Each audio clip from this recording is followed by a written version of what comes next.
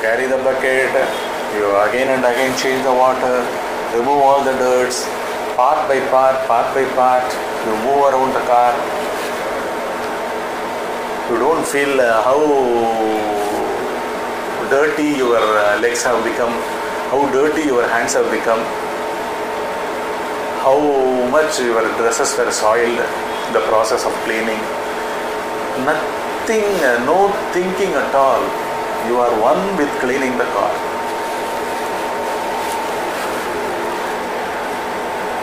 It is like a trance. It is like a meditation. That is what a play is. A play, isn't it? The role that is acted by the actor no more exists. He is dissolved in the role. But you said happiness or whatever joy we feel, that is without the center we are feeling. But what about the opposite, the pain and the sorrow, what we will, who's feeling that? See, you undergo a conflict, challenge, crisis. The mind sees it as a crisis. When you are split by an external challenge thrown on you, you are constantly in conflict. You are split within, whether this will materialize or not. Someone has deceived you. Some loss you have met with, physical or monetary. The ego cries for the loss because you as a doer has put lot of efforts achieving that end. Now suddenly it is removed from you, snatched away from you. Snatched away from you. Now the achiever or the doer, by taking those efforts and having achieved it, has become a staunch image in you. This was the house I had constructed even after it has been sold 20 years ago. When we pass by, we go on telling to everyone, here we were living, here we were living. This was the house. Now it is worth crores of rupees. This was our land. It would have changed in many hands now. But still, why? That image is talking now. One who lived. That is why each of our moments are filled with clear-cut images, be it pain or pleasure.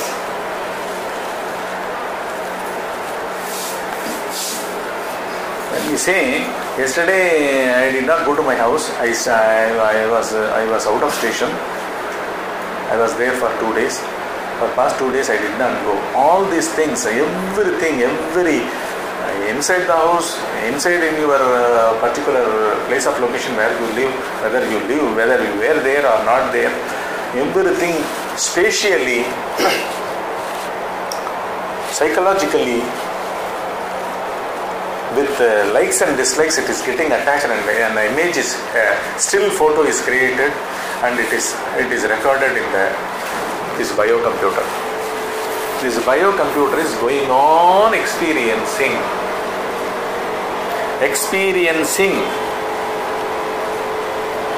and there is a center which constantly seeks to experience, which constantly experiences, seeks new challenge, new experiences.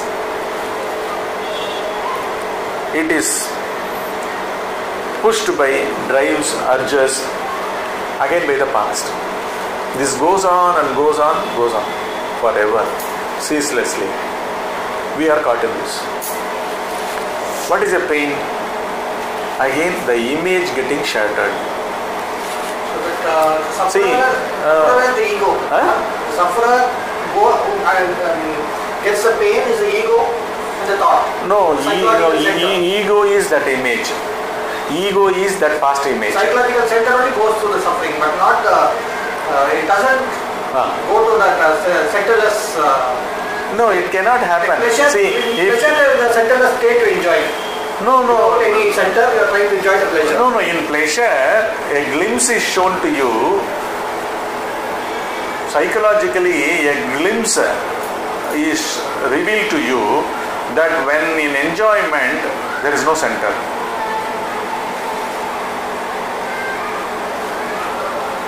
In a child, we were all child up to 2 years, 2.5 years. Until 3 years, we did not have a staunch, powerful center in us, right? So that's why all the things that have happened for us is vague in our memory. We don't remember at all. Be it a pleasurable experience or a painful experience. We would have been hurt several times. We would have felt sick several times. We would have been attended. We would have been unconscious several times. Nothing is reached because the whole 3 years period went in this thing, centerless way. Not exact. We don't have a cut-off time here at all. Just for communication purpose, I am referring this because there is no cut-off time. Exactly 3 years, 3.5 years. People might remember even 2 years also. Some people. Okay. Wherever the continuity as a psychological center exists, then the memory also is created. By and by, as experiences unfold, the experiencer is registered. Experiences are registered in the experiencer. That experiencer maneuvers the next successive moments.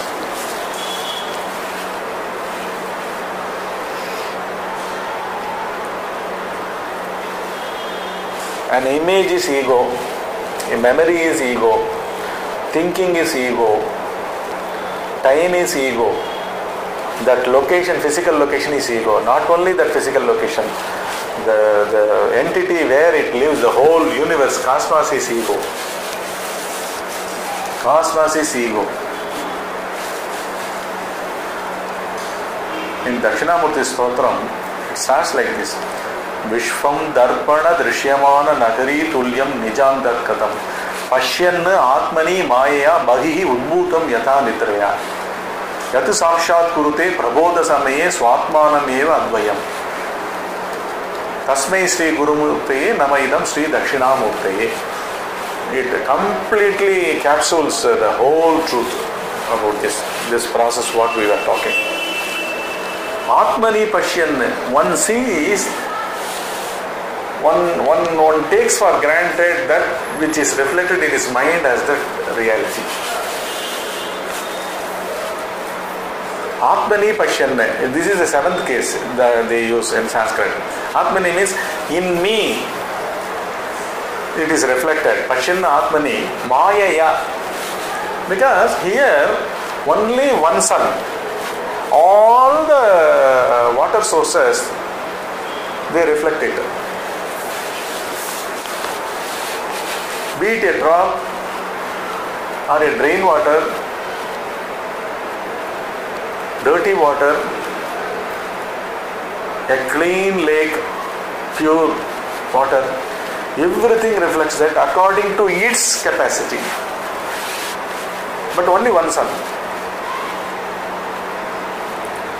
In the same way, here he says Atmani. Atmani means that truth, one has mistaken it to be his mind. Because mind also is like water. It reflects everything within also.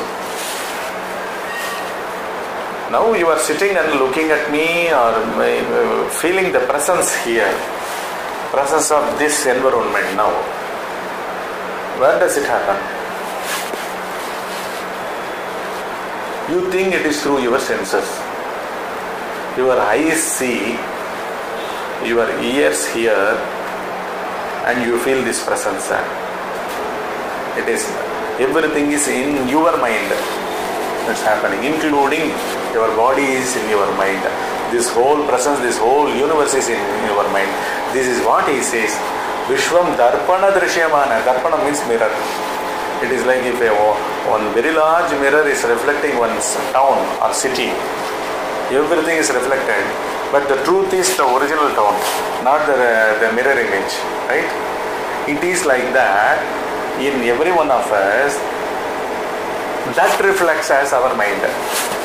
Again, what is reflected here? What you have taken to be real is only reflected. Here, the ego has taken the universe to be real.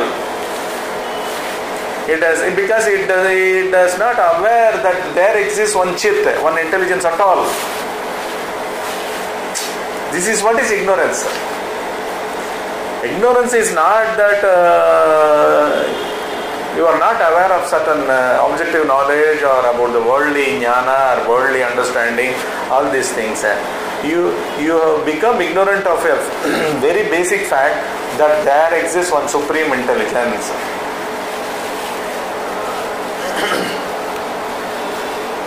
There exists one supreme intelligence, formless, nameless. Nameless means soundless, wordless, conceptless, idealess. You have to put all the less to all the words, whatever you perceive in this cosmos. Then universeless, right? The cosmosless. But what do you see at this point in time in you? You see yourself as an entity, as if in the world, in a particular form, called as a man, husband, wife, son, businessman, professional, capable, incapable, good, bad, all adjectives, all sorts, material things, immaterial adjectives also. Immaterial adjectives also. Is it not the universe? This is universe. This is what is universe. This only reflects in us. Why truth is not reflecting? Because you are not aware about it. You are not aware about it.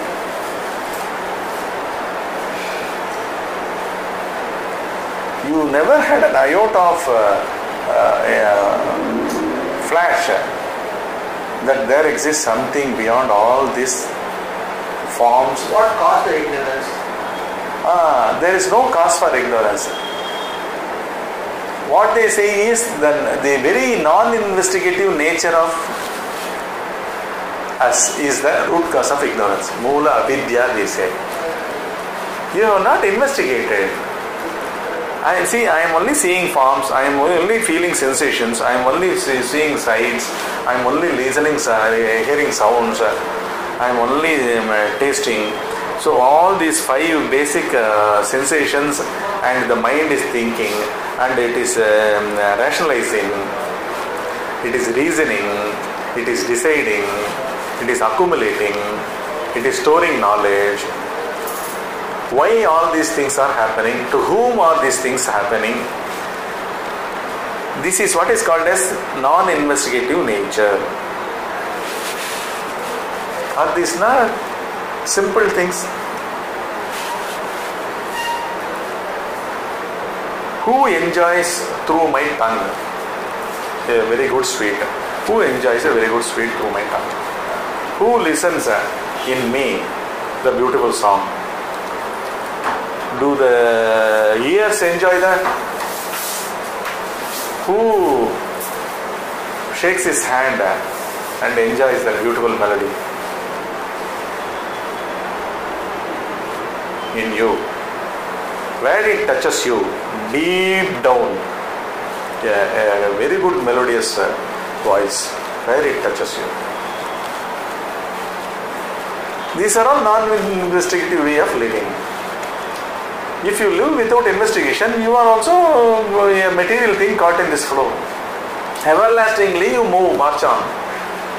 Layer by layer you go on accumulating without knowing why, who is accumulating, where it is getting accumulated, what for it is accumulated.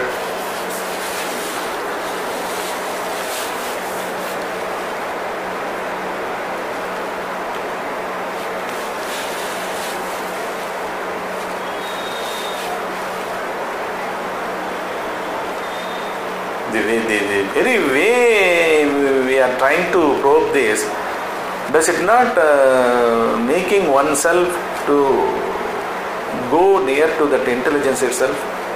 You see? The quality you see, the quality of your existence. The moment all these questions are posed to you, does it not make your the regular routine mind to be stand still? Does it not halt the speed of it? Does it not now stops for the first time?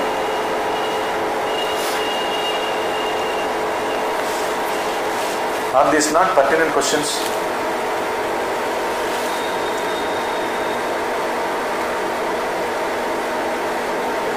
Why this manifestation? Why? Why this manifestation? Why this manifestation is because there is no manifestation at all. In the ultimate, when you reach that place, consciousness wants itself, everything to be like itself. It is one full cycle. It doesn't take cycle. It was only that only, no? No, it was only that. It is also now only that. But you have clouded yourself by ignorance. What is that ignorance? The non-awareness about that intelligence. No, in the beginning we were aware, no? No, in the beginning, which one was the beginning? What cut-off line was the beginning? Because there was no beginning at all. There was no beginning at all. Where and when you have entered here, when the movie was already going on, suddenly you enter and you draw your own conclusions. You say from your standpoint, you say there was a beginning, and you say this beginning is going to end at some time and in some place. This is your illusion, because there was no manifestation at all. There was no beginning at all. There is not, because when there is no origination, there cannot be an end also. This is what is existing at all points in time, because only one consciousness is, no other here. But since we are caught within our mind in those reflections as that come in our mind, we have taken them to be real, and we start posing questions about that, caught in this mind. Why that has become this mind? That has never become this mind. Still it is asanga. This is Bhagavad-gita. Bhagavad-gita, beautiful slokas are there. See,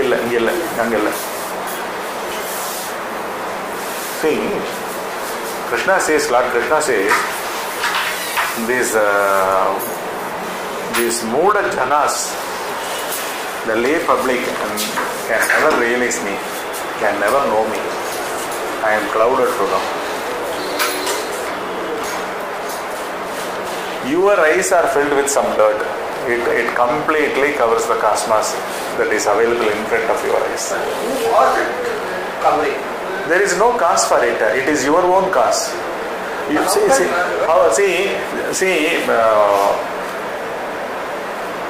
when I was in a blissful state, why should I do all this? Why should that covering come first?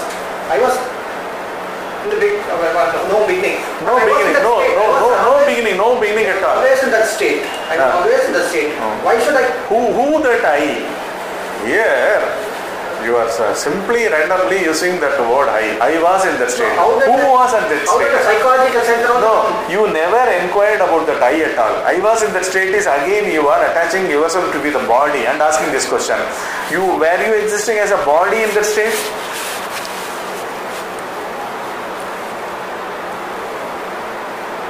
Were you as a separate body and mind with all its attachments, were they existing as that? But even in the scripture, they said the big bang and everything. After that, only everything came. See, that is They were the. timeless. Then there was the beginning for the time also. No? No, how the time would have got created? You just see our day-to-day experience. For a cow, does it have time? Does it know, first of all, is it a cow?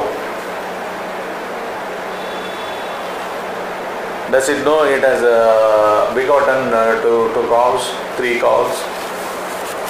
It underwent some 5 lactation periods throughout its lifespan. Then how does human come to know all this? Why is human created? Animals, cows, they didn't create this at all. Why should human alone create this? Create what? Time and space and everything. Externally you have time, right? Externally for anything, everything, time is there.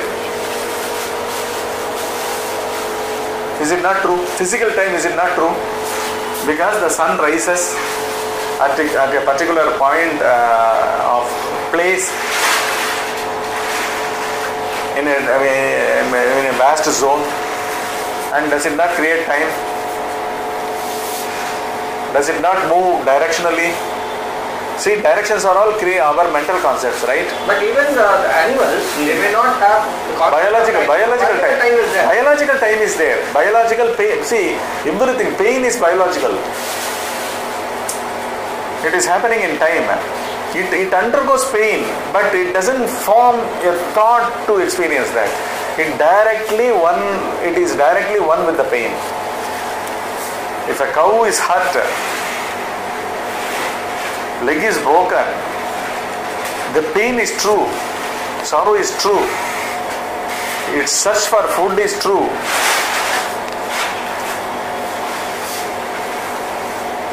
All the living creatures, they are in fear.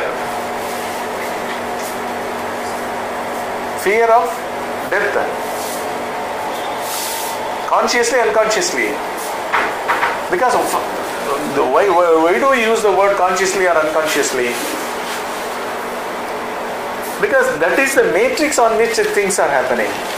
Forms are not important here at all. You say all these, why should they arise at all?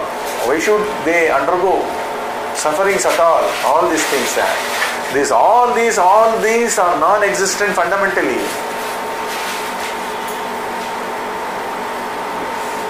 All these, the person who perceives all this, does he not undergo a deep sleep state where total center is non-existent?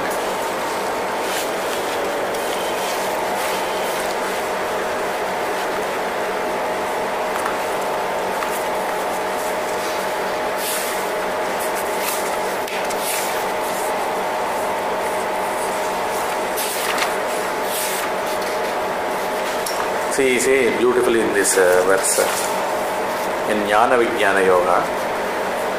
Echa eva satvika bhava rajasaha tamasaha cha ye matta eva iti tan viddhi natvaham teshu te mayi. Like that the song. Echa eva satvika bhava rajasasta masashaye matta eveti tan viddhi natvaham teshu te mayi. Teshu te mayi. Like that. What he says is, all these 3 gunas. What is consciousness? Consciousness is 3 gunas. Finished. What is this space? This space is constantly affected by the environment here. If they have lit agarbatti, whatever the kind of the jasmine smell or sandal smell that pervades this space. If they have not done it, it becomes, if it is not tidy, if it is not clean, then accordingly this air is also filled with that dust, right? Like that, this here consciousness, it is not even space. What is consciousness? It is without forms. Space is form. Do you agree this? Do you agree to this? Space is form, is it right? Who perceives space? The eyes which see the space also in space, right? One with space. Because it is in space. It is perceiving there where the eyes originate, exist. The same place space is there, right? Both the observer, be the eyes or the mind or the ego, whatever you call it, mind is ego. Everything, the observer is the observed. The space is the observed. Observer is the mind or the eyes, whatever, ego, whatever you call it. Both are same things, right? How can this happen? A moment ago, the sweet was away. You have now eaten it, swallowed it. The sweet dish, was it aware of its sweetiness, sweet in it? So our senses can take the sweet, does nothing. What is the sense? We can distinguish what is sweet and what is not sweet. What is not sweet? So where the cognition takes place? Where the cognition takes place? In you. And who are you? Are you the tongue? The tongue buds, taste buds, they carry that sensations, the fine different tastes in that particular sweet are being carried by the taste buds. And does the tongue eat for itself? Is carrier of some information, like a postman, right? Okay. Now you will say it is my mind or thoughts. But thoughts are also the same thing, because a moment ago some other thoughts were there. Only the thoughts about your saliva, you are feeling thirsty, right? Now you have taken food, so the thoughts are also changing. A changeable thing, how can it taste a constant guna quality? Unless the guna pervades at all places, timelessly. Do you understand this? Do you understand this? Do you? Can you understand this? You have been taking different things right from the morning. At times you were without food also. You were traveling. You were feeling thirsty also. The very taste of the tongue itself was the taste. The taste buds were transmitting to the mind, right? Just think of any food, you can taste that food also. Food also, okay. So everything is through thoughts, but through thoughts. But thoughts, are they intelligent? Are they holding that intelligence? If that holds that quality of cognizing the taste, then they should not change at all.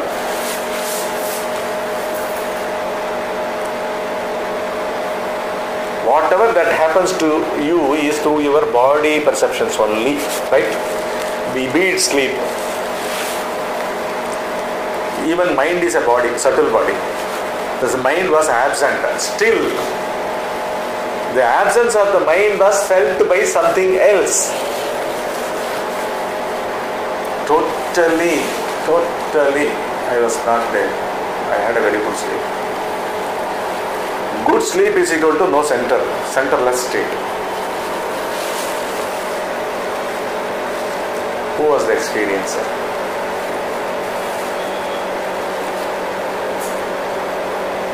be it a waking state experience or a deep sleep experience that has happened to one. We have to say it has happened to one. It is not happening to anyone at all. Because your deep sleep state without a thought, her deep sleep state without a thought, my deep sleep state without a thought, all are same. And similarly your taste also. Now the satsanga is going on. The things you receive, the things that become you, the tranquility or the stillness